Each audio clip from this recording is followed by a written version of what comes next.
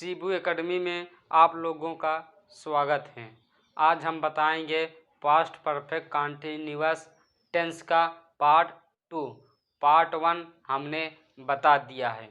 Part 1 में हमने affirmative sentence बताया था और उसका रूल मैंने ये बताया था, सब्जेक्ट लेते हैं और हैड बीन लेते हैं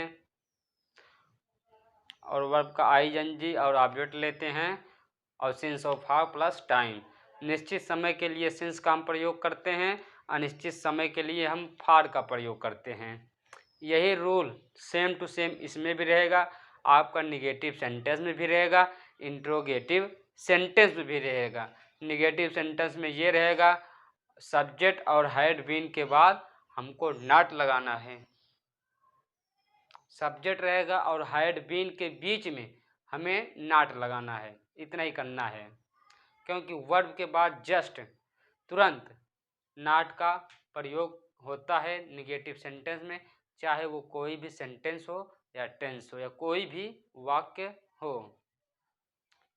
आज हम अब आपका चलेगा पास्ट परफेक्ट कंटीन्यूअस टेंस का पार्ट सेकेंड में हम ये बताएंगे निगेटिव सेंटेंस क्या होता है और इंट्रोगेटिव सेंटेंस क्या होता है और इन्हें हम कैसे करते हैं।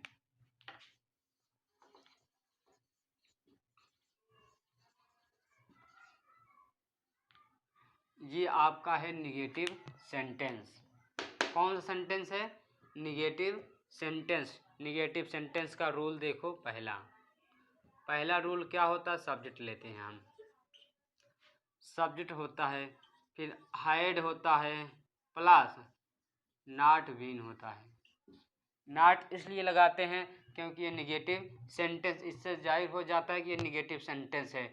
Not, no, never. सब्जेक्ट होता है हैड, नॉट बीन होता है और वर्ब का आईएनजी होता है प्लस ऑब्जेक्ट होता है सिंस या फार होता है प्लस टाइम होता है। यही चीज होता है इसमें। सब्जेक्ट लेते हैं, हैड लेते हैं, नॉट बीन, वर्ब का आईएनजी, ऑब्जेक्ट सिंस या फार प्लस टाइम। इसमें हम ये बता देते हैं सिंस कब लगता है। सिंस आपका आता है निश्चित समय के लिए। सिंस कब होता है आपका? निश्चित समय के लिए होता है। और फार कब होता है आपका? अनिश्चित समय के लिए।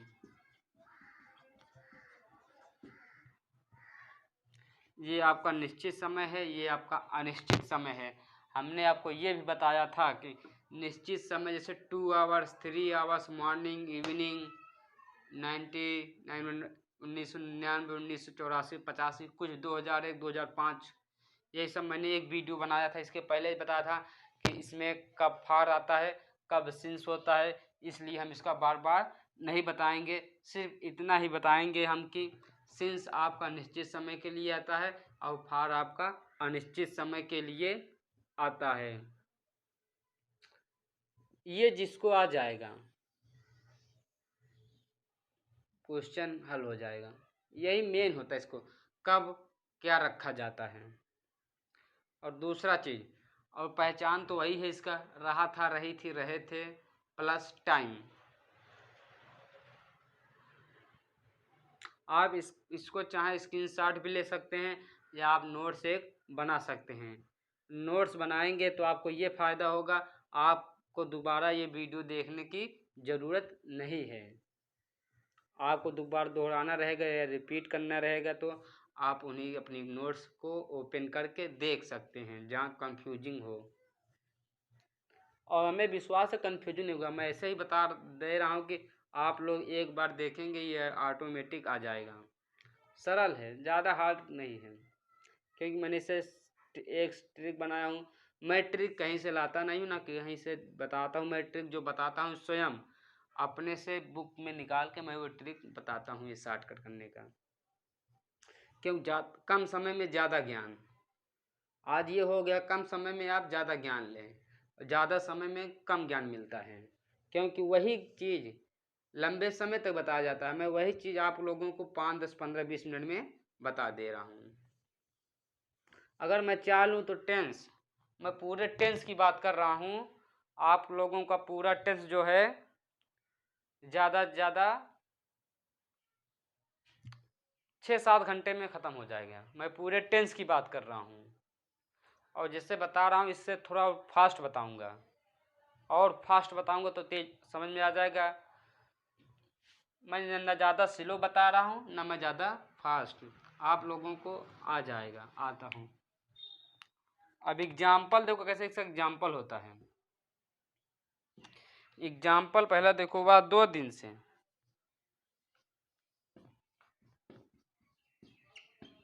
वह 2 दिन से, वह 2 दिन से नहीं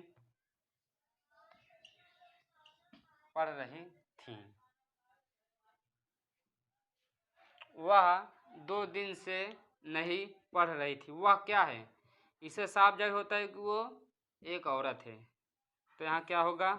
सी हैड आएगा, नहीं के लिए not. She had not been, वह 2 दिन से नहीं पढ़ रही थी। फिर रीड वर्ब का आपका फर्स्ट फॉर्म है, इन्हीं में हमको आईएनजी जोड़ना है, तो हम लगा देते हैं reading. She had not been reading, फिर ऑब्जेक्ट रीडिंग फॉर 2 आवर्स। आप लोगों को याद होगा मैं इसके पहले जब पास्ट कंटिन्यूअस टेंस का फॉर्मेटिव सेंटेंस बताया था, वहाँ मैं जब 2 घंटे से आया था, मैं वहाँ भी फार का प्रयोग किया था, और यहाँ भी देखो मैं 2 घंटे से आया है, मतलब 2 दिन से आया है, मैं तब भी प्रयोग कर रहा हूँ। फॉर 2 डेज, फॉर 2 डेज, 2 दिन से। समझ में आया कि नहीं? सब्जेक्ट लेते हैं, फिर हैड, फिर नॉट, फिर बीन, फिर वर्ब को फर्स्ट फॉर्म के साथ आईएनजी, ये रहा आपका। फिर सिंस या फॉल लेते हैं, फिर टाइम।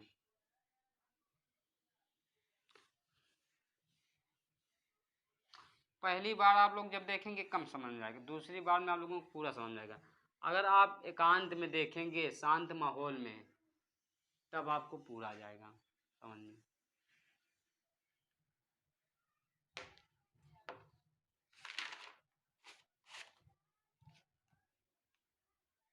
यहाँ मैं क्या बताया था? सब्जेक्ट होता है, हैड होता है, नॉट होता है, फिर बीन होता है, वर्ब, हाँ यही बताया था।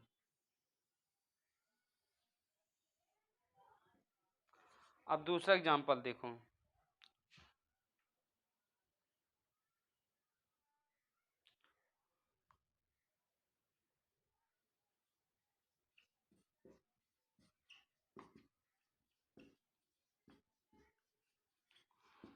तीन दिनों से बारिश,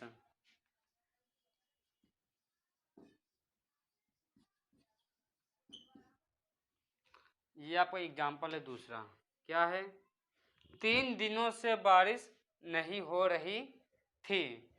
आप लोगों को इसमें सब्जेक्ट दिख रहा है? नहीं। जब सब्जेक्ट आप लोगों को ना दिखे, वहां हम इट का प्रयोग करते हैं। ये आपका सब्जेक्ट हो गया इट। वह 3 दिनों से बारिश नहीं हो रही है।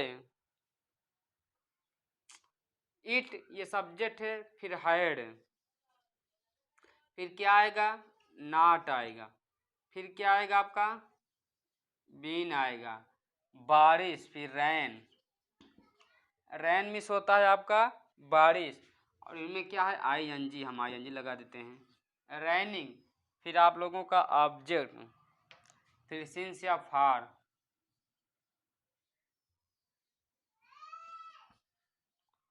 फार,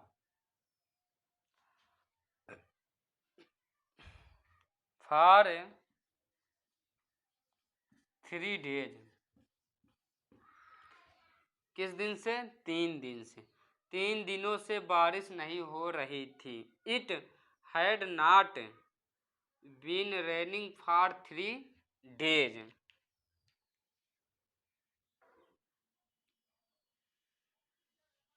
ये आपका निगेटिव सेंटेंस यहीं से आपका निगेटिव सेंटेंस समाप्त होता है। अब हम बताएंगे आपका इंट्रोगेटिव सेंटेंस।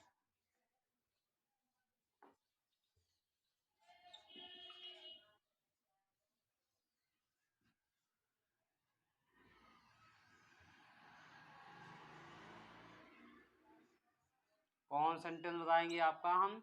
इंट्रोगेटिव सेंटेंस बताएंगे।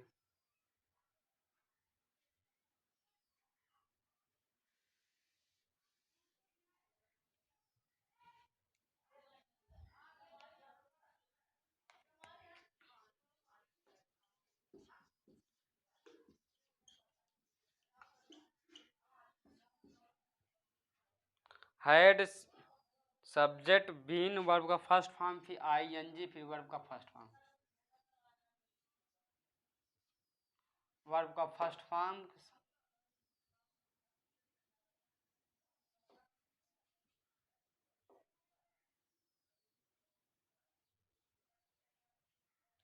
वर्ब का फर्स्ट फॉर्म साथ आईएनजी।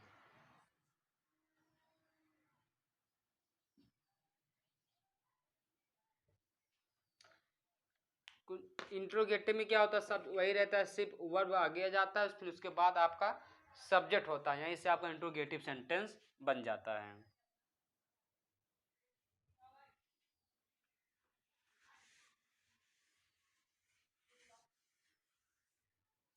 इंट्रोगेटिव सेंटेंस हम पहचानेंगे कैसे? जिस वाक्य या प्रारंभ में या बीच में क्या, क्यों, कैसे, कब, कहाँ आदि शब्द आते हैं, उन्हें हम इंट्रोगेटिव सेंटेंस कहते हैं। और जिसमें हम इंग्लिश में कहते हैं WH वर्ड। WH मतलब होता है WH वर्ड से जो स्टार्टिंग होती है, जैसे वाट, हाउ, वेयर, वाई, वेन, यही सब होता है, तो उन्हें हम क्या कहते हैं? Interrogative sentence. अब एग्जाम्पल देखो, डायरेक्ट हम एग्जाम्पल बताते हैं। इसका एग्जाम्पल है, क्या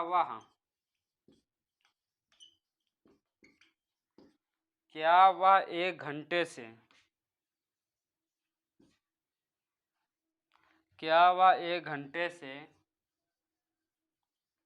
पढ़ रही थी? और ये क्वेश्चन मार्क हम जरूर लगाते हैं। अगर हम इंट्रोगेटिव सेंटेंस में क्वेश्चन मार्क नहीं लगाएंगे तो आपका सेंटेंस क्या हो जाता है? गलत माना जाएगा।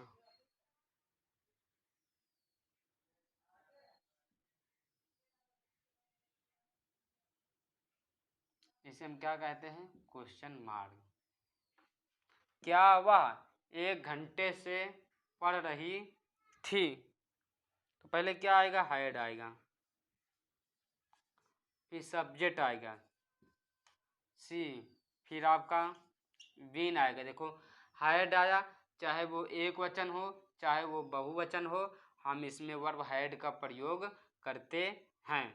हैड आया, फिर सी आया, फिर बीन आया, पढ़ रही थी, रीड,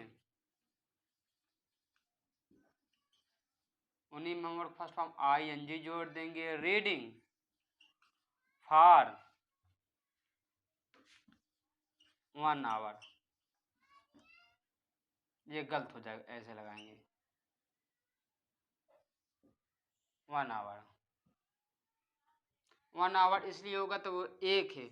अगर 2 घंटे से होता तो 2 आवर्स, 3 घंटे से 3 आवर्स, 3 दिन से 3 डेज, एक दिन से तो 1 डे।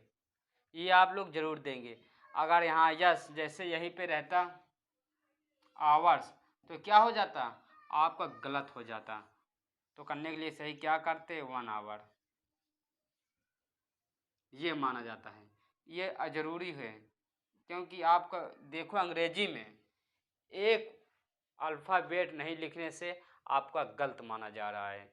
एक वर्ड आपको लिखना पड़ेगा, एक एक शब्द लिखना पड़ेगा, एक एक स्पेलिंग ध्यान देनी पड़ेगी, नहीं तो वो आपका गलत हो जाएगा।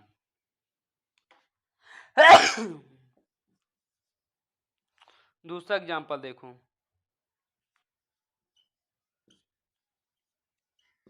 क्या तुम क्या तुम 2 घंटे से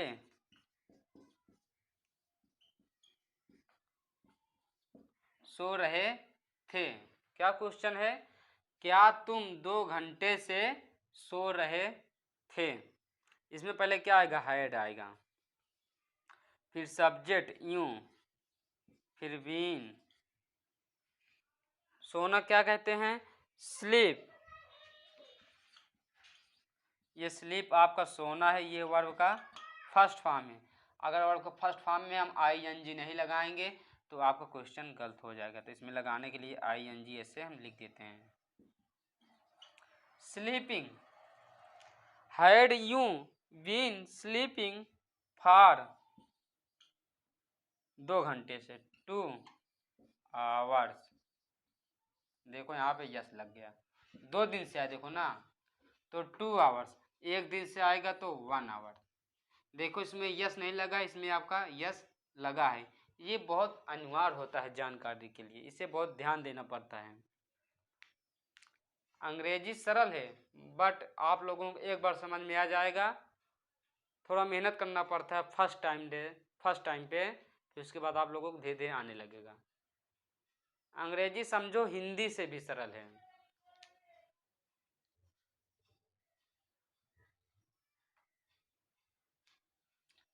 समझ में आया कि नहीं? अगर समझ में ना आए तो आप लोग कमेंट में करके बता सकते हैं। अगर मैं कुछ गलती से कुछ मैं गलत बता देता हूँ तो आप लोग भी कमेंट में करके बता सकते हैं कि ये आपका गलत है, कृपया इसे या प्लीज़ इसे सुधारने का प्रयास करें।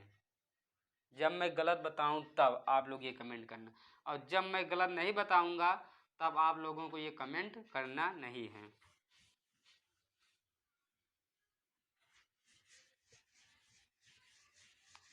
यहीं से आप लोगों का पास्ट परफेक्ट कंटिन्यूअस टेंस समाप्त होता है। हम नेक्स्ट दिन हम आपको बताएंगे फ्यूचर इंडेफिनिट टेंस किसे कहते हैं, क्या होता है। हमने तो आपको एक प्रेजेंट बता दिया, प्रेजेंट भी बता दिया, पास्ट भी बता दिया, अब आप लोगों का है फ्यूचर है। ये दोनों तो मैंने समाप्त कर दिया, अब यही हमको बताना है फ्यूचर टेंस। फ्यूचर टेंस का 4 भाग है, 7-8 वीडियो में बनाऊंगा जिसमें आप लोगों को समाप्त हो जाएगा। और वीडियो मेरा ज़्यादा समय का नहीं रहता, ज़्यादा 10 मिनट, 15 मिनट, 20 मिनट, ज़्यादा से ज़्यादा 20 मिनट तक एक वीडियो रहेगा। अगर मैं चाहूँ तो एक ही वीडियो में, जैसे मैं फ्यूचर इंडेफिनिट टेंस जब बताता हूँ तो मैं इसे 2 पार्ट बताता हूँ, पार्ट 1 पार्ट 2। अगर मैं चाहूँ तो इसे एक ही वीडियो में मैं 20 से लेके 25 मिनट के बीच में समाप्त कर सकता हूँ। और गारंटी के साथ ऐसा होगा। लेकिन मैं सोचता हूँ कुछ थोड़ा थोड़ा देखेंगे तो आप लोगों को और अच्छा लगेगा समझ में। नहीं एक बैग में पूरा टेंस देख जाएंगे तो आपको बोरिंग जैसा लगेगा, आप नहीं देख पाएंगे। थोड़ा थोड़ा पढ़िए, थोड़ा थोड़ा ज्ञान लीजिए। धन्यवाद।